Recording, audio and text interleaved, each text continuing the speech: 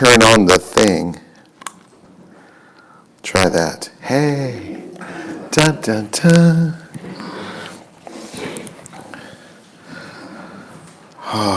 Well, let's begin, as always, by ringing the bell 3 times. We'll let the sound and vibration bring us into this room, bring us into the vessels of our bodies, and bring us together into this practice.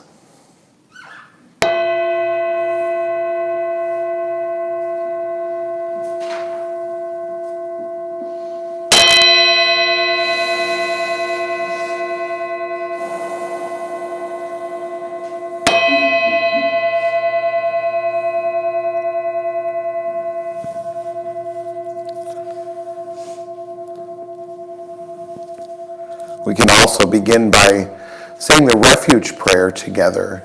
And the refuge prayer is about us marking intention for spontaneously being able to take respite, find rest in the Buddha, the Dharma, and the Sangha simultaneously. And the Buddha is obviously the historical figure, but also what that historical figure taught us. We're not here worshiping someone outside of ourselves, but more of the innate ability that that individual uncovered for us and points to. The Dharma are the teachings that help point to those those lessons that we can each find to be right, wise, complete, and true. And the Sangha is this group of like-minded individuals supporting each other just by our mere presence. So if you'd like to join me in saying the refuge prayer 3 times. In Buddha, Dharma, and Sangha, we go for refuge until fully awakened. Through the power of generosity, ethics, patience, enthusiastic effort, concentration, and wisdom. For the sake of all beings, may we realize and demonstrate our innate goodness. In Buddha, Dharma, and Sangha, we go for refuge until fully awakened. Through the power of generosity, ethics, patience, enthusiastic effort, concentration, and wisdom. For the sake of all beings, may we realize and demonstrate our innate goodness. In Buddha, Dharma, and Sangha, we go for refuge until fully awakened. Through the power of generosity, ethics, patience, enthusiastic effort, concentration, and wisdom. For the sake of all beings, may we realize and demonstrate our innate goodness.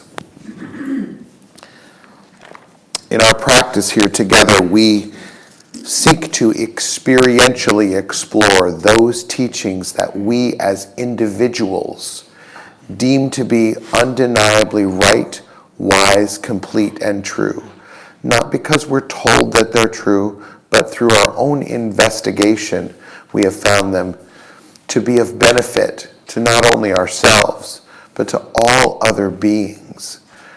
We seek to do no harm in our practice, and we seek to benefit all beings without exception. So as we begin this morning, we'll use our body and speech and mind and commit. We first commit to sit, this short time period that we'll spend together is a commitment to explore this practice and whatever it brings up. There may be comfort or discomfort or neutrality that comes up during this silent practice. And it's ours to simply sit with that and watch it with a curious mind, not trying to push it away or not trying to pull it in. We'll focus and concentrate, and we can use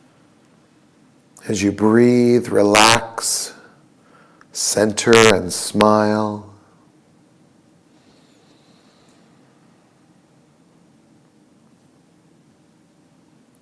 Befriend yourself, befriend your practice, befriend each other.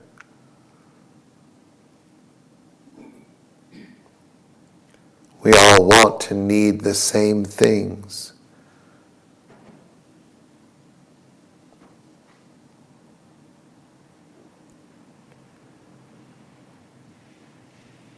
Relax and release all the physical and mental tension.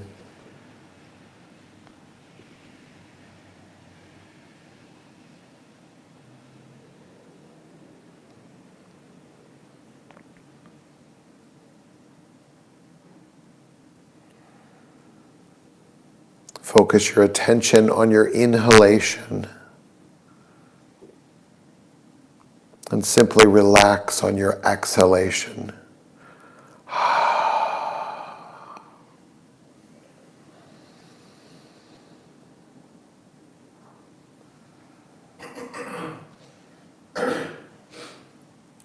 Feeling the gentle movement of your body as you breathe in, and then simply releasing and relaxing.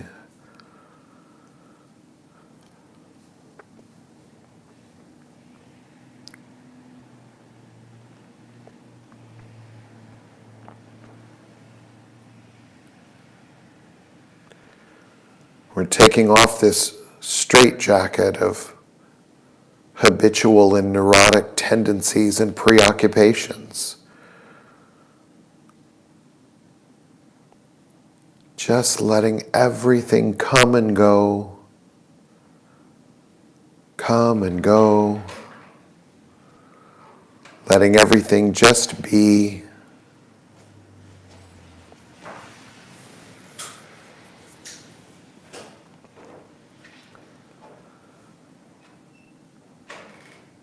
There's nirvanic peace in things left just as they are.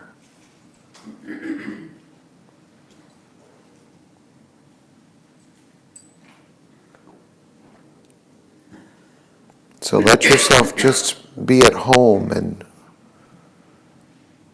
on the spot, on the dot, right here, right now, being awake and aware.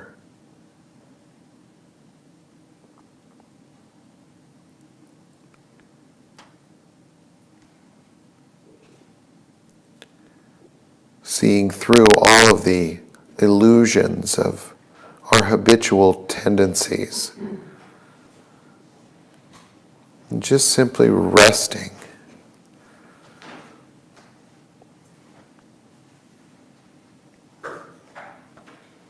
Resting with everything that is.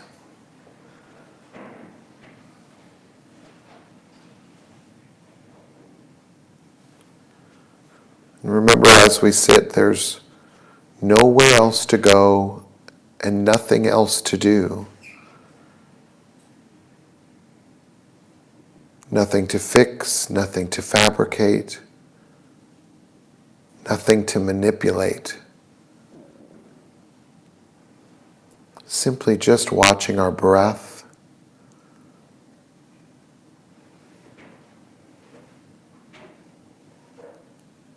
Letting everything settle. Just breathe. You deserve it.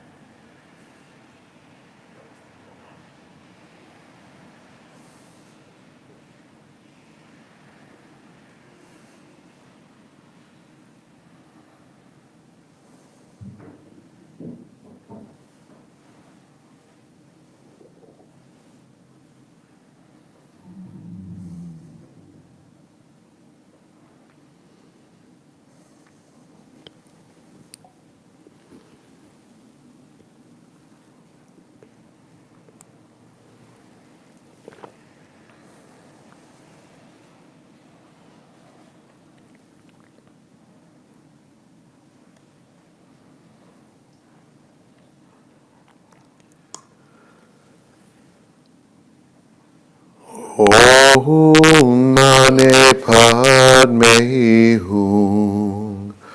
Om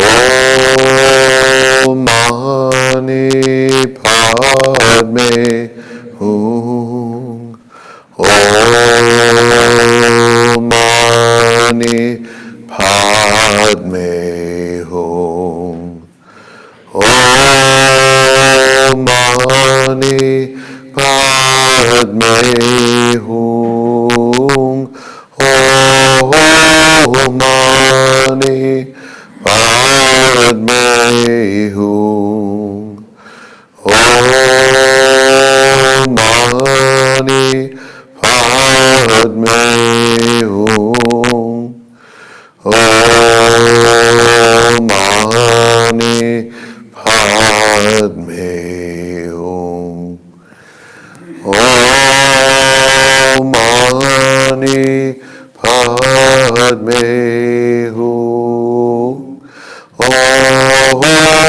Mani Padme Hum. Om Mani Padme Hum.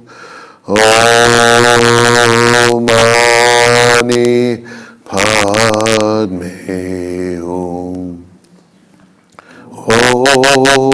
Om Mani Padme Hum. Om Mani Padme Hum.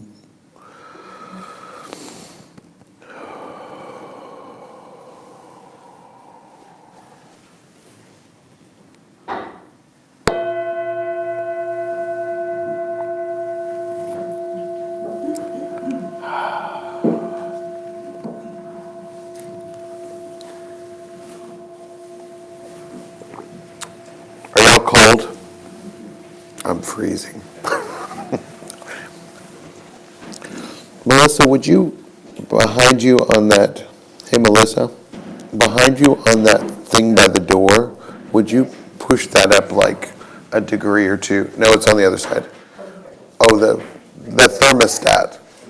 Thermostat, darling. Over here. Inside. Yay! Evan's got it. Just like 2, I think. I don't want us all to turn into popsicle people. Popsicle Buddhas. Perfect. We'll see how that does. We'll all be sweating and well, this week has been interesting for me. I wasn't clearly not feeling super well. And after Sunday last week, it kind of went downhill, and Tuesday was not great. And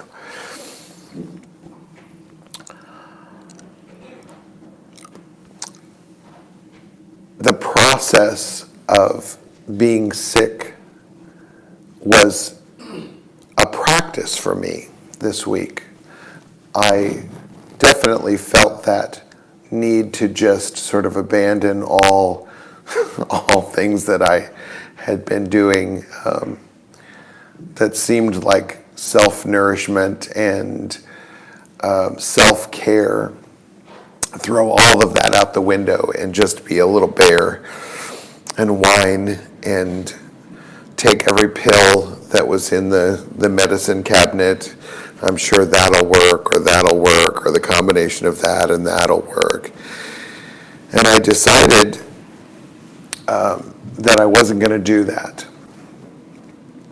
I decided I wasn't going to take all the pills and do all the things that I would normally do trying to chase off my discomfort, because I was aware that I was having the experience of discomfort. It's not great to be sick and you don't feel comfortable and you don't sleep super well and you don't have much of an appetite, so you're not doing all of the things that you might normally do on your stable, awake path. So you just start throwing things out the window. But instead, I decided that I needed to be present for whatever was happening. The weird floaty feeling in my head and the balance issues going up and down the stairs and tiredness. And I just thought, I'm going to support myself as if I were supporting anyone else. Tucking myself in under my little blankie and making sure that I had some water to drink, because I would tell you, drink water and keep yourself warm and rest. Don't do a whole lot. So I did a bit of that. But I also, in that process, am remembering other times that I didn't feel well. And it went terribly wrong because I threw everything out the window. We had a retreat yesterday at Plaza Wellspring, just a little 4-hour retreat, and it was nice. I sat down on a cushion and I didn't really move for about 3.5 hours, which was nice, and it was supportive of healing and supportive of my practice and supportive of my awareness. And one of my friends who comes here, who hasn't been coming here, I said, I miss you. Where have you been? And she said, I love my practice, but I don't really like that place. I don't really like that chapel. And it took me off guard. It kind of knocked me off my feet, because I thought, it's not about this place. And it made me kind of sad, because in the same way that I, in the past, would sort of throw off all of the healthy things that I do in my daily life, when I got sick and ate, the Swiss cakes from the from the dollar aisle and French fries from a drive-through, that we do that unconsciously in our practice as well. When things aren't going perfectly, or we run into a patch of discomfort, we tend to retreat back to our drive-through days. And it made me sort of sad that we all still have that, and have that trigger, that unconscious trigger within us, that when things aren't going well, that we may just not come and may not show up in our practice because it's uncomfortable. The truth is that this path is simple. Awakened awareness in its rights is simple. And it's the hardest thing that we ever do. Because of that discomfort, because when we show up with awakened awareness to whatever's going on, and we discover our own discomfort, it gets really hairy. And yeah, we want fries and Swiss cakes, right? And it's ours to recognize that, and recognize that unconscious behavior of regression, of wanting to run back to where it's comfortable, run back to where we can sit in a pretty place in calmness. But then something happens. We have a terrible week. We lose a job, we lose a loved one, we crash our car, run out of money, or whatever happens. And if we're not there, if we're not awake and aware even for those moments of discomfort, we regress. We regress and go back to our old habitual ways that weren't working for us. So instead, I encourage each of you to really turn that spotlight of awareness and let it shine brightly on that discomfort.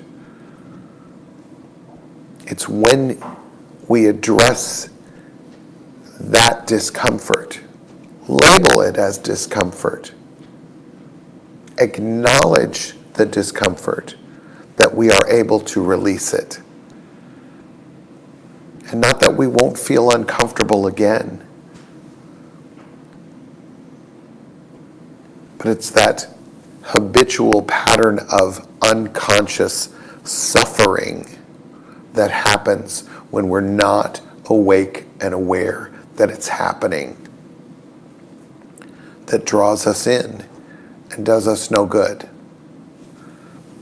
So last week,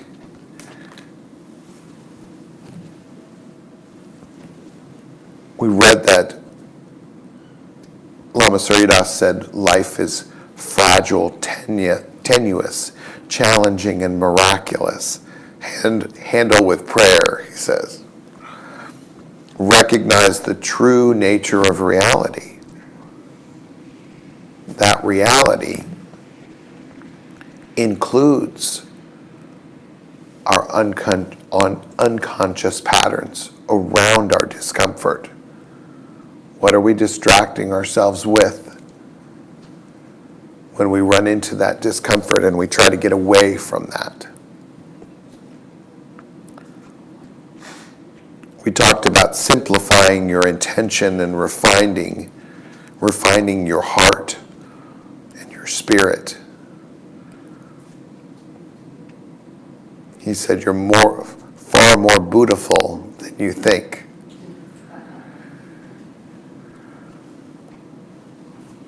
We have to love ourselves and accept ourselves, and even that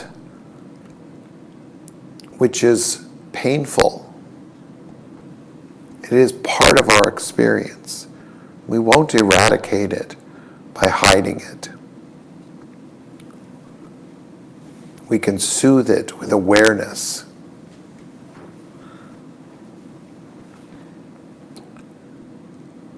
Lama Suryadas often says, see things as they are, not as they ain't.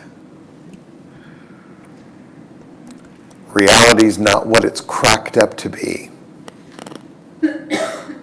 Open yourself. Breathe light in and out. The light of awareness, awakened awareness, is what we need to breathe into our experience. Desire for comfort and security is like a greedy ghost lodged at our hearth. Restlessness, anger, jealousy, they're all obstacles. Strive to loosen and recondition our strongest attachments and fixations first. Where are we pushing away? Where are we drawing in? What are we trying to hold on to? What are we afraid of? Focus the spotlight on those discomforts first, and then let it loosen. It happens over time.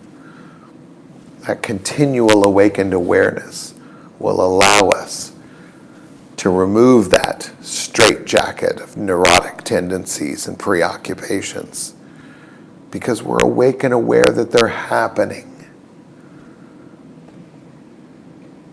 Like I said, it's a very simple idea. Simply train our awareness on what the experience is. But it's tough because we've been distracting ourselves from our discomfort all of our lives. So we have to be compassionate towards ourselves that we're doing that first, and that it's okay to explore. Yeah. So there's cough drops for everyone.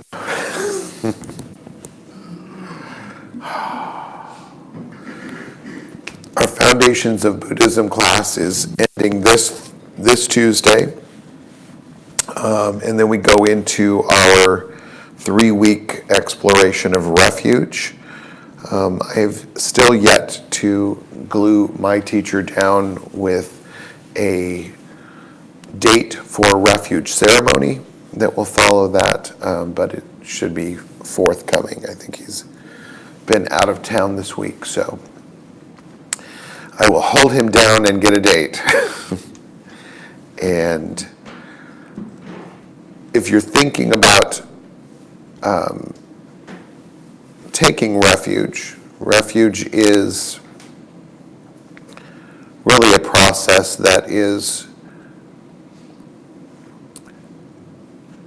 individual for each of us. It's a commitment to oneself to explore this path. It's not signing your name on the dotted line to be a Buddhist for the rest of your life. I'm sure I've told you, but the thing that attracted me very first to Buddhism was hearing the Dalai Lama speak about Buddhism, and he said, Buddhism is not about just a lifelong commitment. It's about showing up in each moment. If you're acting like a Buddhist, then you're a Buddhist. But if you're not acting like a Buddhist, you're not a Buddhist. And that to me was authentic and meant that for my effort, that there might be a payoff, if you will. Of course, I have a different understanding of that now, but so I implore you to think about that. If you've not taken refuge before and you would like to, if you'd like to talk to me about it individually before you even endeavor to explore the class, I'm happy to do that. Pull me aside and I'll tell you all about it, what it is and what it isn't. But that's also what the class does. So, great. There's coffee downstairs. Did anybody bring snacks? I think that answer is no. By the way, on our website now, on the volunteer page, there's a little button you can go there, and you can push that button and you can volunteer to bring snacks. And let us know that you're bringing snacks. So it's a good way for us to strengthen our practice, to meet others from our community that are just like us. So I encourage you to go downstairs and have a cup of coffee and meet somebody new this week and all that fun stuff. There's a bin out front that's a little cute red bin that says donations on it. There's another one downstairs by the coffee that says donations. And we like those because it keeps us paying rent in this lovely little building and allows us to go push the heat up when it gets cold. So it's good. With all of that, this practice is meant for an awakened heart-mind. So our bodhicitta dedication, bodhicitta means awakened heart-mind. So we dedicate any merit, any benefit that we get from practicing this way, awakening ourselves in this way, that it be for the benefit of all beings, regardless of faith or gender or race or location or anything, that it's for the benefit of all beings without any exceptions. So if you'd like to help dedicate this practice.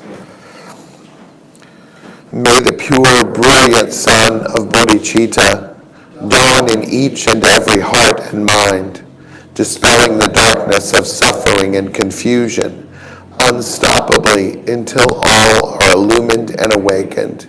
May the pure, brilliant sun of bodhicitta dawn in each and every heart and mind, dispelling the darkness of suffering and confusion unstoppably until all are illumined and awakened.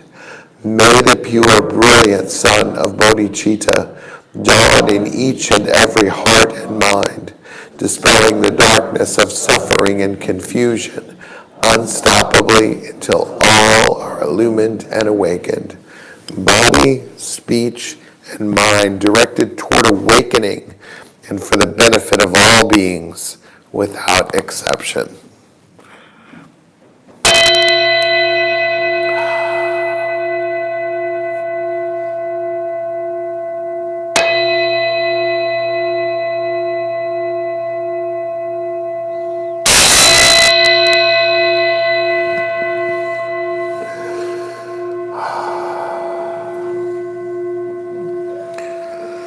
Don't overlook the Buddha in your seat.